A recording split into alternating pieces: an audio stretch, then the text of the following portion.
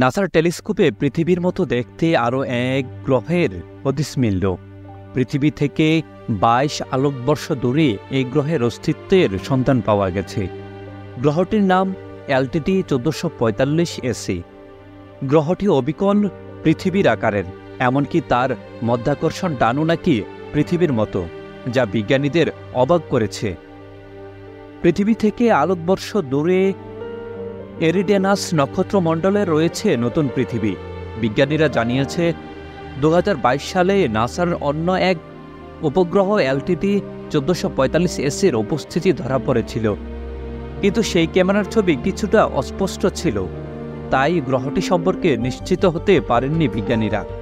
সম্প্রতি নাসার হাল্ব টেলিস্কোপে ওই গ্রহটির ছবি স্পষ্ট দেখা যায়। তার আকার এবং অন্য বৈশিষ্ট্য বিজ্ঞানীরা জানতে পেরেছে। বিজ্ঞানীদের বক্তব্য, নতুন এই গ্রহটির কাছাকাছি রয়েছে মোট ৩টি নক্ষত্র, বিরল অবস্থানে সেই ঘুরে চলেছে। হাল্বের ছবি থেকে বিজ্ঞানীরা নিখুঁতভাবে গ্রহটির পর্যবেক্ষণে সক্ষম হয়েছে। দেখা গেছে গ্রহের ব্যাস পৃথিবীর ব্যাসের চেয়েও মাত্র ১.০৭ গুণ বেশি। পৃথিবীর মতো মধ্যাকর্ষণ টান রয়েছে তার, গ্রহের জমি পাথরে। তবে পৃথিবীর মতো হলেও এই গ্রহের উষ্ণতা কিন্তু অনেক বেশি।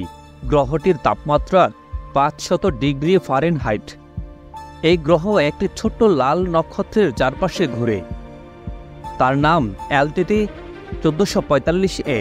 নক্ষত্রটিকে অপেক্ষাকৃত বড় আকারে আরও ২টি গ্রহ প্রদক্ষিণ করে।